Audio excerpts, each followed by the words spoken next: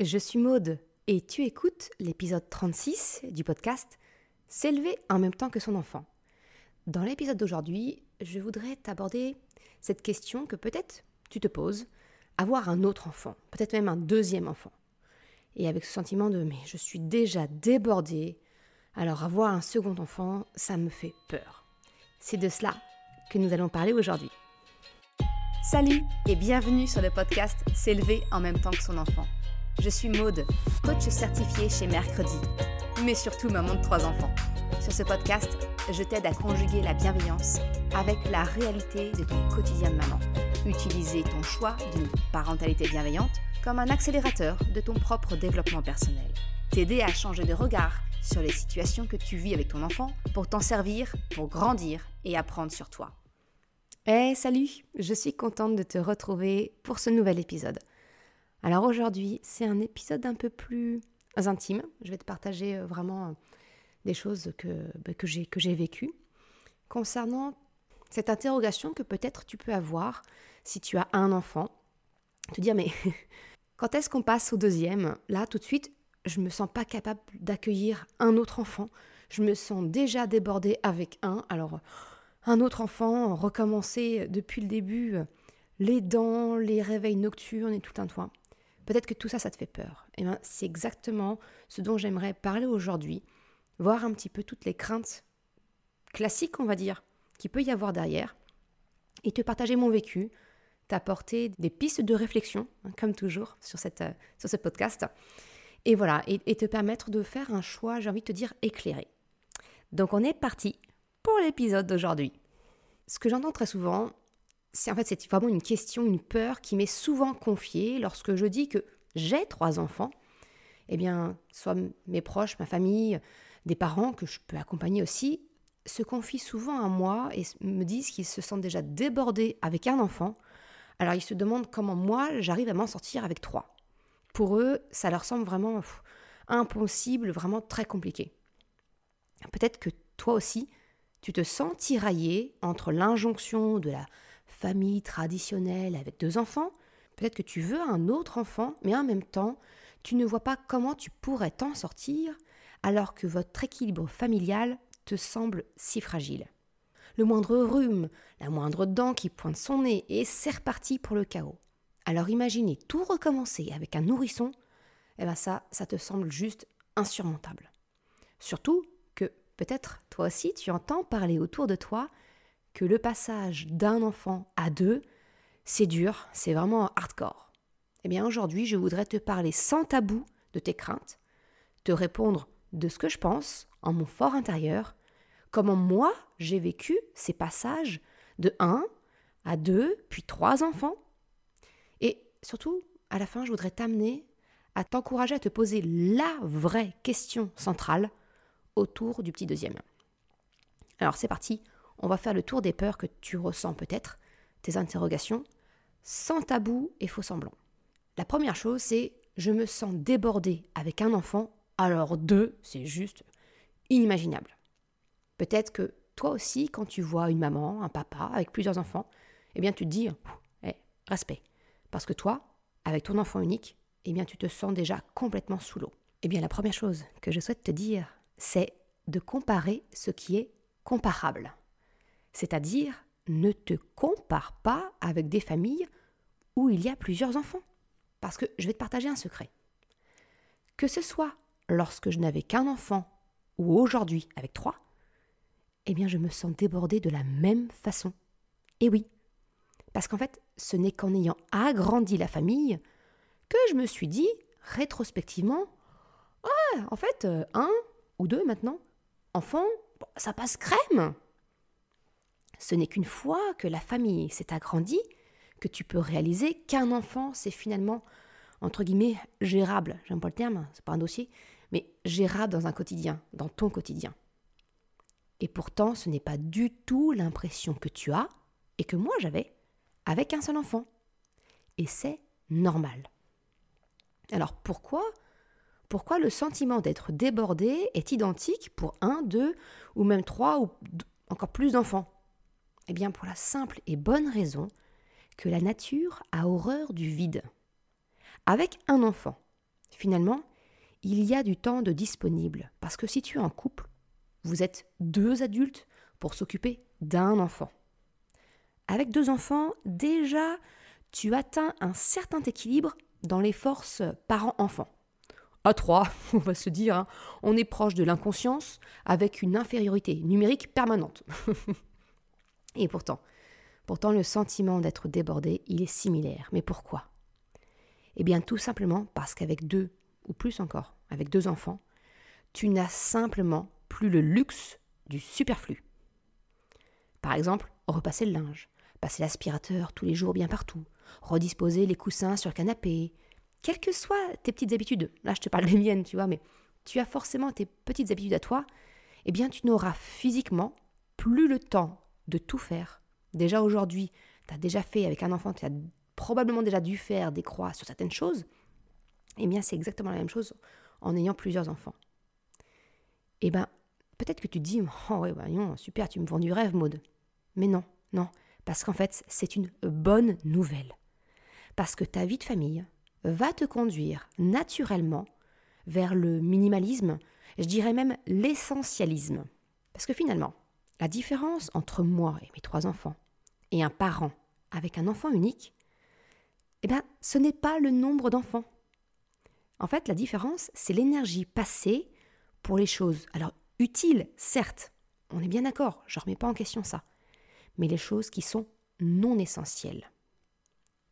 Ce cap du lâcher-prise, j'ai envie de te dire, je t'encourage, je t'y encourage dès le premier enfant, parce que c'est vraiment le meilleur moyen pour apprécier la vie et tous ces petits bonheurs simples. C'est donc en fait une super chose si tu l'adoptes dès maintenant, là, tout de suite, aujourd'hui. Avec un second enfant, ça devient une nécessité. Parce que si ton amour se multiplie avec les enfants, ce n'est malheureusement pas le cas de ton temps. Avoir plusieurs enfants, en fait, c'est une formation accélérée au lâcher-prise. C'est revoir ses priorités, sous peine de passer sous le rouleau compresseur des injonctions, des obligations, comme ma maison doit être nickel, les vêtements doivent être super propres, nickel, repassés, etc. Parce que sinon, que vont penser les autres ? Que je suis négligée ?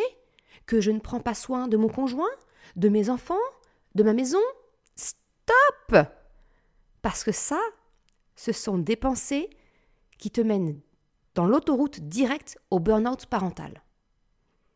Quand je te dis que la nature a horreur du vide, c'est que finalement, au-delà de l'essentiel, tu occupes ton temps avec ces petites choses qui te font plaisir, ou pas d'ailleurs. Mais tu occupes ton temps car il y en a de disponibles, même si tu ne le vois pas et qu'aujourd'hui tu n'en as pas conscience. En agrandissant la famille, tu te retrouves dans une situation où tu n'as plus ce luxe, je dirais.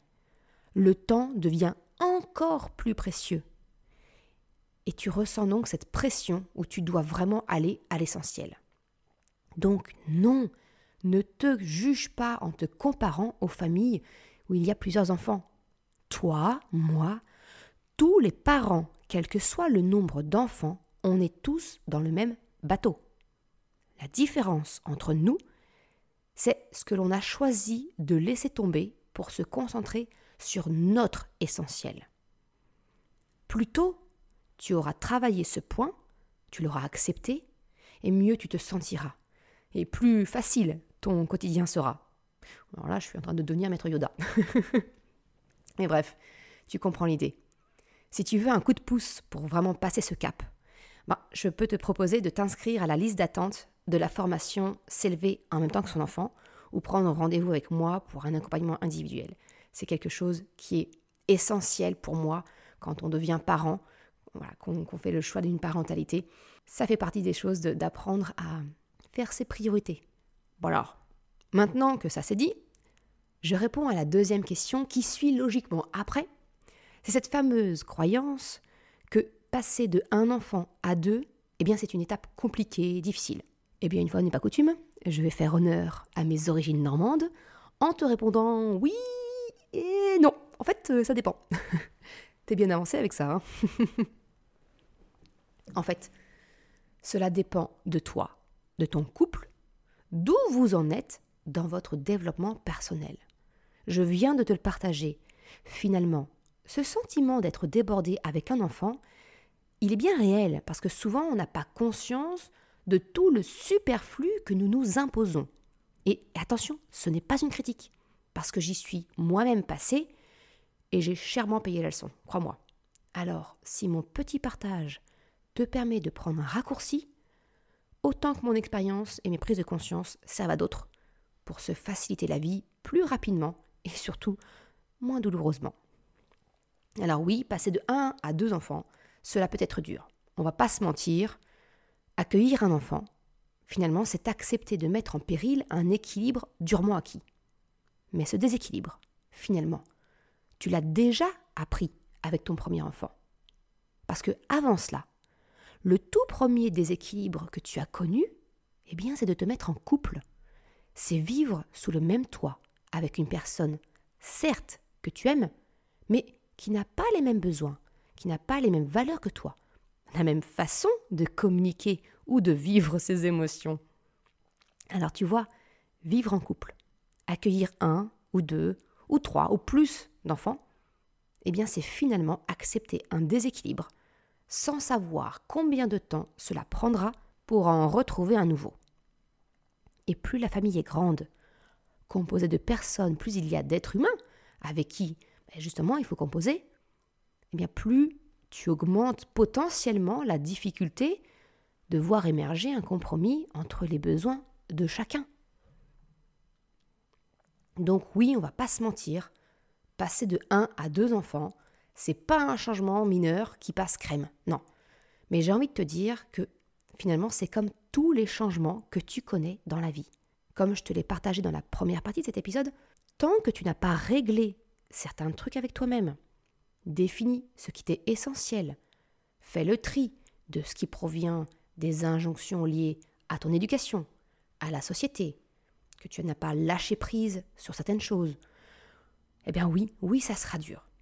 C'est un peu comme si tes injonctions inconscientes créaient une organisation, une définition de ta vie d'une manière, alors très solide, mais du coup assez peu flexible. Tu connais sans doute la fable de La Fontaine qui parle du chêne et du roseau. Eh bien, celui qui craque lors de la tempête est pourtant celui qui paraît le plus solide. C'est le roseau flexible qui, lui, survit parce qu'il sait s'adapter. Alors, ouais, ma comparaison n'est pas super belle pour ton enfant, qui prend la forme d'une tempête, mais bon, t'auras saisi l'idée.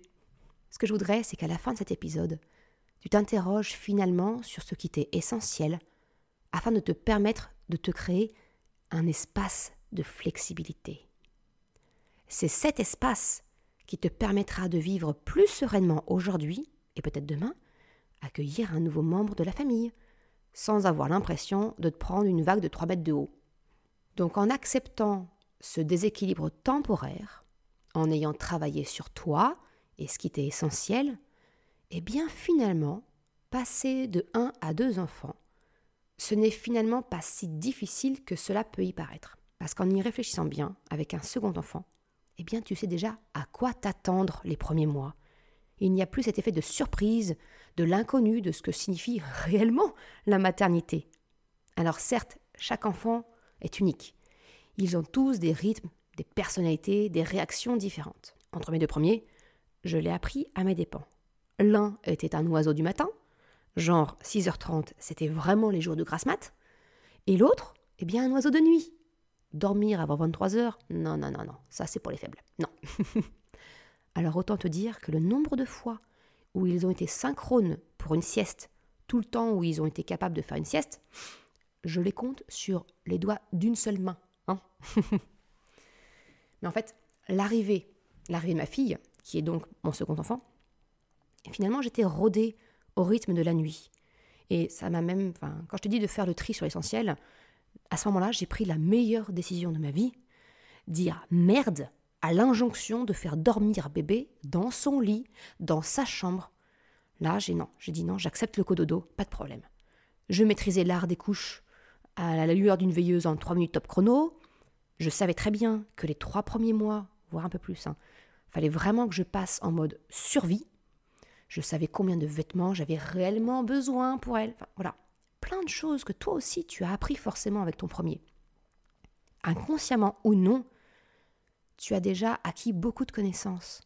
Alors oui, un enfant ne fait pas l'autre. Et ce second bébé sera là pour t'apprendre d'autres choses sur toi et sur lui. Mais tu peux déjà capitaliser sur ce que ton premier t'a appris.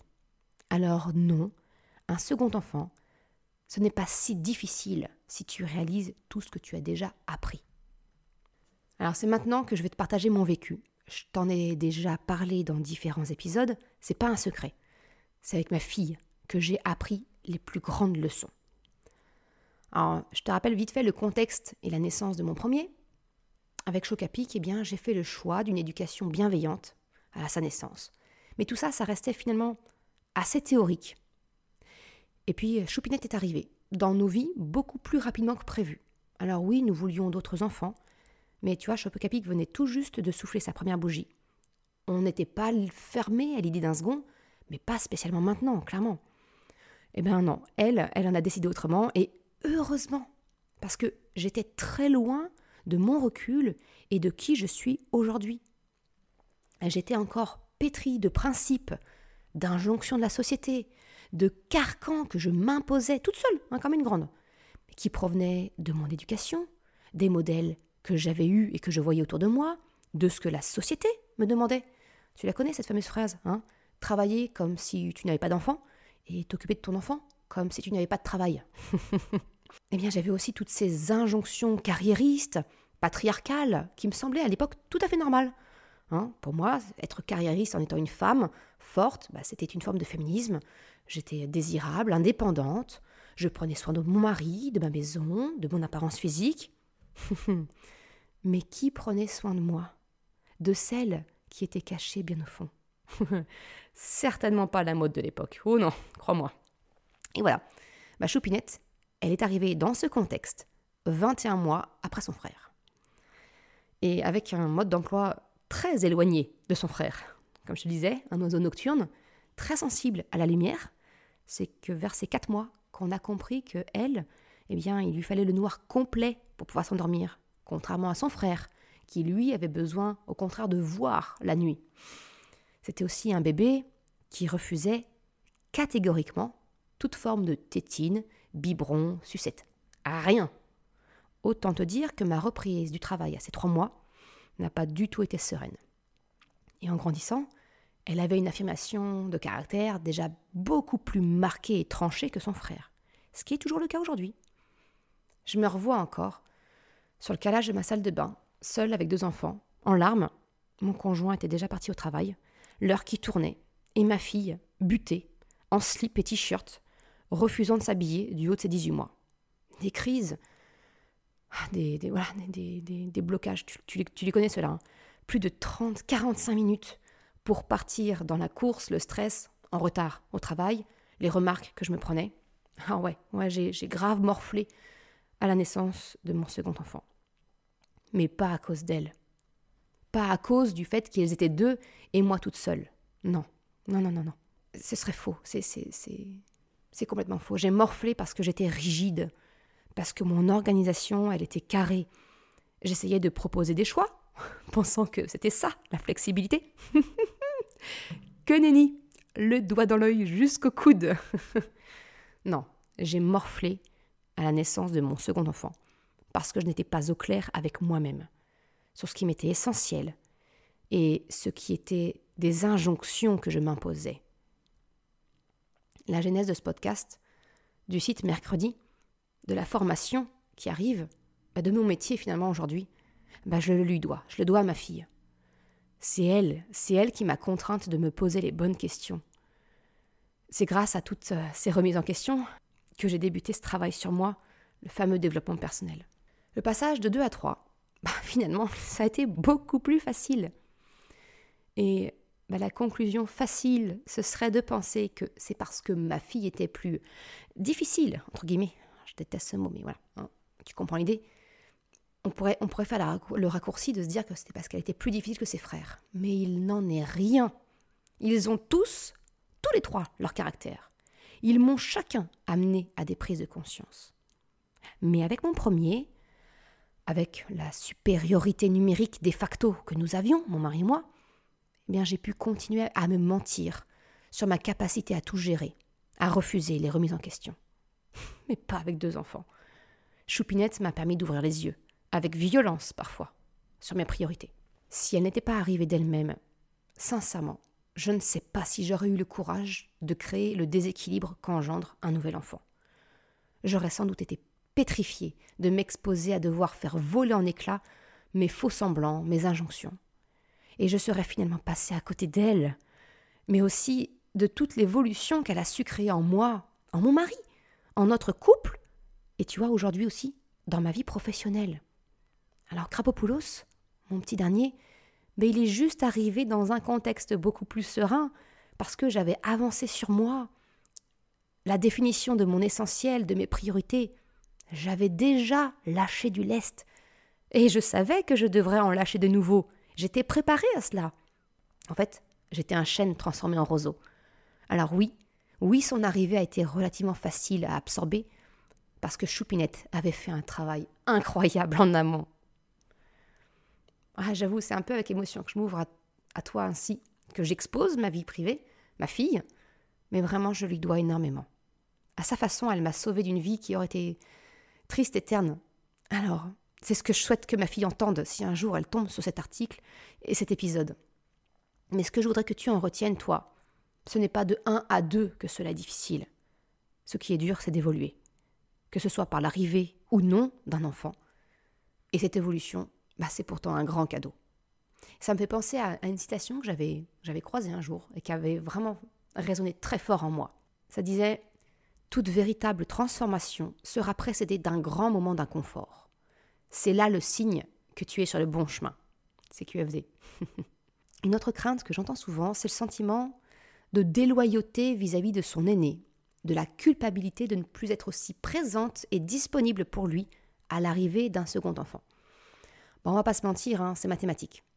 Comme je te l'ai rappelé, ton amour peut se démultiplier, mais pas ton temps.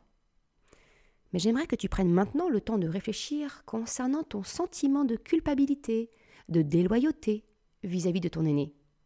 C'est une émotion, et si tu me suis, tu sais que je vais t'inviter à chercher le message derrière l'émotion, comme je te le propose dans mon guide gratuit, La boussole des émotions. Alors, quel est le besoin caché ? À qui appartient cette crainte ? Est-ce que c'est ton entourage qui s'inquiète de 2 enfants trop rapprochés ? Et si cette crainte t'appartient finalement ? Est-ce que c'est parce que tu es dans une forme d'énergie du sacrifice pour ton enfant ? C'est-à-dire que tout ton temps lui est dédié sans prendre de temps pour toi, ton bien-être, sans lui ? C'est pas une question à prendre à la légère, parce que vraiment, c'est une fenêtre ouverte sur une potentielle transformation significative. Car s'il y a la moindre once en toi de sacrifice pour ton enfant, ça aussi c'est la voie royale au burn-out. Mais aussi au sentiment d'ingratitude quand ton enfant va grandir et qu'il ne te semblera pas te rendre à la hauteur de ce que tu fais pour lui. C'est un petit peu ce dont je t'ai parlé dans l'épisode 7 concernant le sentiment d'ingratitude de ton enfant et du sacrifice.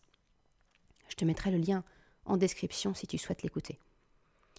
La conclusion, c'est cherche en toi pourquoi tu culpabilises vis-à-vis de ton aîné. D'où vient cette crainte ? Est-ce qu'une part de toi est toujours dans la dévotion à 100% de ton temps à ton enfant ? Peut-être c'est donc le signe de t'autoriser à prendre du temps pour toi. Moins de temps pour ton enfant, ça ne veut pas dire du temps de moindre qualité. Au contraire, je t'invite plutôt à réfléchir à passer moins de temps avec ton enfant, mais mieux. C'est exactement ce dont je t'ai parlé dans l'épisode 23, pourquoi et comment passer du temps de qualité avec ton enfant. Une autre variante de cette peur, ça peut être l'impression de ne pas pouvoir aimer autant un autre enfant. Peut-être que ça te semble impossible d'aimer un autre enfant. Eh bien, scoop, effectivement. Et là, tu dois penser, mais un quoi ?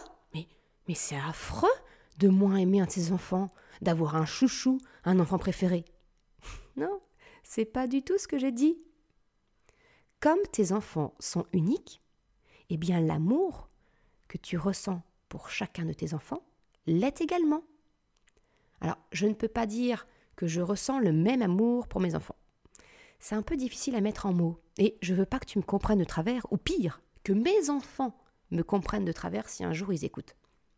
En fait, si mon amour de mes enfants est différent, la force de cet amour est identique. L'amour que je ressens pour chacun d'eux est aussi vaste, étendu, profond, sans limite, mais différent, parce que l'amour que je ressens est spécifique à chacun de mes enfants. Alors là, tu l'auras remarqué, je parle de moi et de mes enfants, parce que je ne voudrais pas parler en ton nom. Mais je suis prête à parier que tu ressens sans doute la même chose si tu as plusieurs enfants et tu comprends mes explications. Ou que tu les comprendras si un jour tu décides d'agrandir la famille. En y réfléchissant, finalement, je me rends compte qu'instinctivement, j'ai verbalisé cette différence, cette spécificité, on va dire, de l'amour ressenti pour chacun de mes enfants, dans une petite phrase. Quand Chocapic est né, je lui murmurais à l'oreille, et encore aujourd'hui, que je l'aime plus fort que la terre. Alors oui, au sens littéral, ça ne veut strictement rien dire. Mais pour moi, tu vois, la terre, la planète, c'est waouh, c'est Maos costaud, quoi, c'est fort, autant que mon amour pour lui. Quand Choupinette est né, j'ai voulu conserver cette phrase pour Chocapic, tu vois, pour mon aîné, ne pas la lui voler, entre guillemets. Alors je l'ai déclinée pour exprimer l'immensité de l'amour que je ressentais pour elle. Pour Choupinette, c'est devenu « je t'aime plus haut que le ciel ». Côté vaste, ça va, on est servi. Et naturellement, eh bien, quand Krapopoulos est venu compléter notre famille, il a eu le droit à sa petite variante personnalisée. Lui, je l'aime plus chaud que le soleil. Alors bizarrement, je suis partie dans des allégories du domaine spatial. Mais tu vois, c'est imagé et mes enfants, ils adorent leurs petites phrases. Ce que je veux dire par là, par rapport à ta crainte de ne pas aimer autant un autre enfant, j'ai envie de te dire, sois indulgente avec toi. Fais-toi confiance. Laisse l'amour se construire au fur et à mesure que tu vas apprendre à connaître ton enfant. Il sera aussi fort, différent, mais tout aussi puissant. Parce qu'un cœur de maman, un cœur de papa, ça ne se divise pas, ça grossit. Dernière question, grand classique que l'on se pose quand on envisage d'agrandir la famille, c'est quel est l'écart d'âge idéal entre deux enfants ? Certains te diront qu'il est plus facile d'avoir des enfants rapprochés, d'autres préfèrent espacer les enfants. Alors je vais te partager mon avis sur la question et surtout te partager mes expériences personnelles parce que je connais les deux situations. Alors, tout d'abord, les âges rapprochés, on va dire moins de 2 ans. Certains pensent que des enfants rapprochés, c'est l'idéal pour tout un tas de raisons. Déjà, tant qu'à être dans les nuits courtes, les couches et tout le tintouin, autant faire un tir groupé. C'est un peu comme le batch cooking, quand tu gagnes du temps sur la préparation des repas. Bon, c'est la même logique pour les enfants.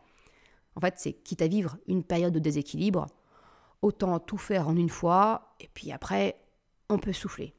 Alors certes, mais le revers de la médaille, c'est que ça peut franchement être ardu. Bénéfice non négligeable, c'est d'augmenter la probabilité d'une fratrie soudée. Alors attention, je dis bien augmenter la probabilité. Parce que attention à la fausse croyance de penser que des enfants rapprochés signifient des enfants qui jouent ensemble et qui s'aiment. Non, ça n'a rien à voir avec l'âge. Même si effectivement ils ont des intérêts communs potentiels, ça ne donne aucune garantie. C'est vraiment une question de personnalité et ça, tu n'as pas le contrôle dessus. Alors, c'est pour ça que je dis bien, ça augmente la probabilité. Point. Des enfants d'âge un peu plus éloignés, on va dire un peu plus, plus de 5 ans d'écart, tu vois. On va prendre l'opposé. Avoir des enfants d'âge plus espacé, ça permet effectivement de se concentrer sur les besoins d'un jeune enfant à la fois. Donc on peut considérer que des enfants avec un écart d'âge de 5 ans, ça permet d'avoir ton grand ou ta grande suffisamment autonome pour s'habiller à peu près seul, commence à être vraiment en capacité d'exprimer certaines de ses émotions verbalement.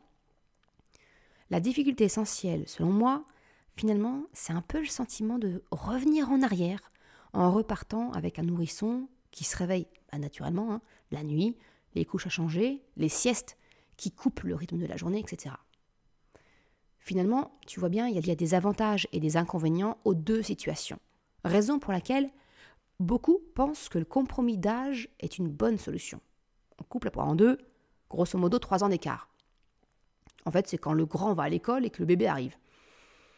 Mon avis personnel, c'est que c'est pas franchement un compromis parce que ton aîné, finalement, il reste encore un jeune enfant. Donc, tu n'as pas tous les bénéfices d'un enfant de 4-5 ans, tu vois, avec la maturité, si maturité il puisse y avoir à cet âge. Mais voilà, tu ne bénéficies pas de cet aspect-là. Mais encore une fois, je te le dis, il n'y a pas de bonne ou de mauvaise réponse, il n'y a pas de bon ou mauvais écart d'âge. En fait, il y a ta réponse à toi, celle qui correspond à ta situation, ton souhait, celui de ton conjoint. Il n'y a pas de bon écart d'âge entre deux enfants, tout comme il n'y a pas de bon moment pour avoir un enfant. Parce qu'en fait, c'est le fruit d'une décision ou d'une non-décision prise à deux selon les besoins et les envies de chacun. Bon, ça, j'y reviendrai à la fin. Alors, si je te partage mon expérience, tu le sais, j'ai 3 enfants.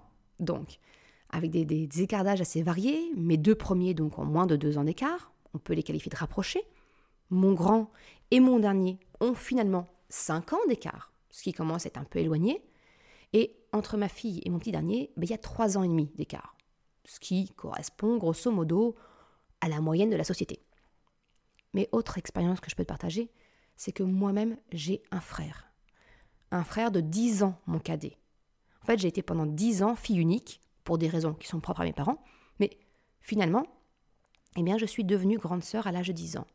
Donc là aussi, clairement, j'ai l'expérience d'une fratrie avec un grand écart d'âge. Alors, mon retour d'expérience sur des enfants rapprochés, clairement, c'est sport. Mais d'un autre côté, voir cette complicité, ces intérêts communs des enfants, ça n'a pas de prix. J'ai également apprécié le fait de retrouver une certaine liberté de vie, adieu les siestes, les couches, d'une manière assez groupée, assez synchronisée. Et ça, franchement, j'ai apprécié.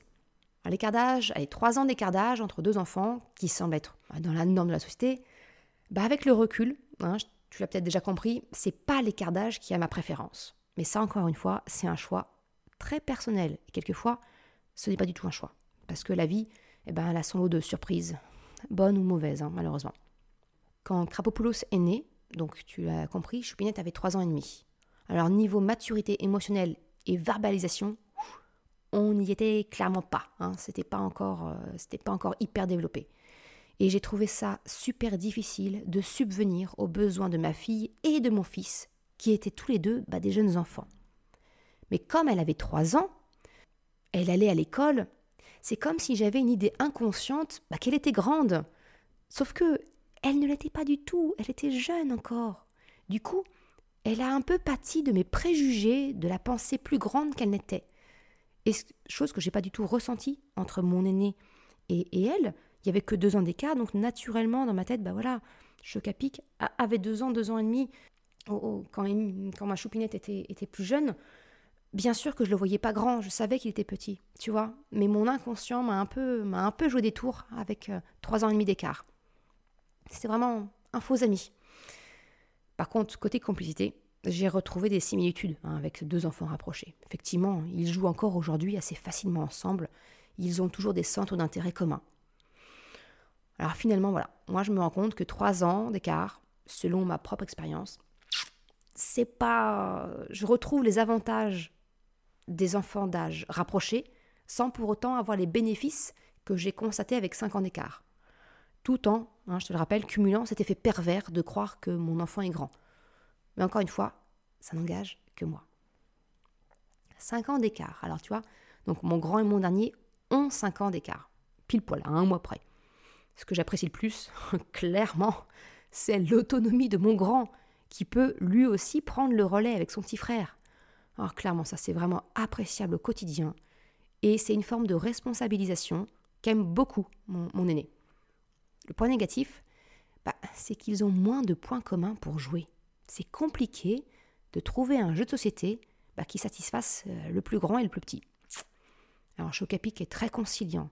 Il accepte facilement de jouer à des jeux pour les plus jeunes. Mais Krapopoulos, lui, il est moins en capacité de s'adapter quand il est question de jouer à un jeu de plus grand. Alors partager ce moment avec Choc-à-Pic, c'est plus compliqué pour moi et ça frustre énormément mon petit dernier. Donc je trouve plus difficile de trouver un compromis équitable entre mon aîné et mon petit dernier. Et dernier cas de figure, comme je te le disais, 10 ans d'écart. Alors là, niveau écart d'âge, on est pas mal. Je peux pas parler à la place de ma maman, mais par contre, je peux te partager mon vécu, moi, en tant que grande sœur. Alors ouais, j'ai adoré jouer à la petite maman. J'ai des souvenirs de mon frère dès sa naissance. J'ai vraiment tout en tête. Je l'ai tellement en plus attendu et espéré. Il est tout pour moi. Coucou mon loup, si tu passes par là, si tu m'écoutes. Mais d'un autre côté, l'inconvénient, c'est que je ne suis pas sûre que ce que nous avons connu, lui et moi, soit réellement une relation de frère et sœur. Tu vois, en fait, j'ai quitté la maison à ses 8 ans pour faire mes études. Et c'était vraiment au moment où lui, il avait le plus besoin de moi. Et moi, d'un autre côté, je construisais ma vie de mon côté. Je sais, pour en avoir discuté avec lui, qu'il l'a vécu un peu comme un abandon. Et pourtant, dès que je rentrais, j'étais avec lui. Je l'emmenais avec moi. Et il bénéficiait, il adorait d'avoir une grande sœur qui avait le permis, qui pouvait l'emmener partout avec elle. Mais dans son quotidien, physiquement, j'étais absente. Alors, pour en avoir discuté avec lui, je sais qu'on a tous les deux ce sentiment d'avoir finalement grandi comme des enfants uniques, tout en sachant, paradoxalement, qu'on avait un frère ou une sœur.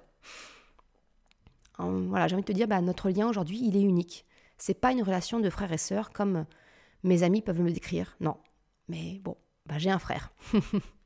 Pour conclure cet épisode, il y a une vraie et unique question à te poser, à se poser en couple.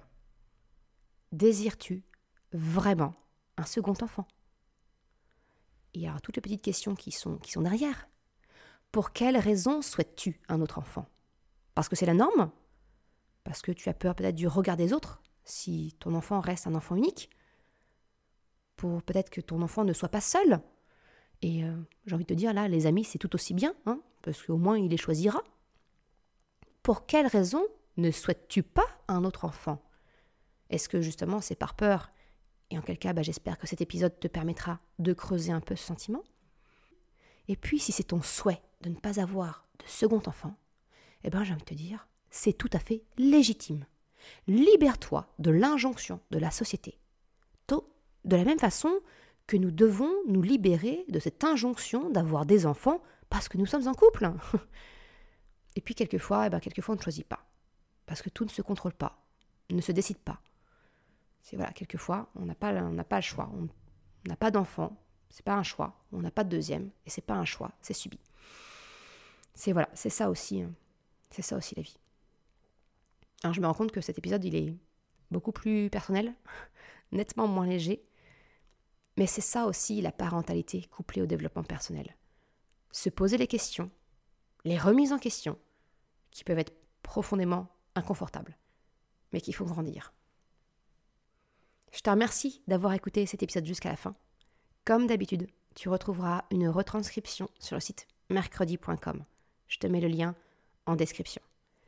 Si tu as aimé cet épisode, s'il t'a été utile, je t'invite à le partager, à en parler autour de toi. Ou si le cœur t'en dit, de me laisser un commentaire et une note de 5 étoiles sur Apple Podcast ou Spotify. Cela me permet de faire connaître le podcast et ça m'encourage à progresser. Un grand merci à celles et ceux qui prennent le temps de le faire. Je te souhaite une excellente journée, après-midi, soirée, quel que soit le moment où tu écoutes, et je te dis à la semaine prochaine pour un nouvel épisode. Ciao!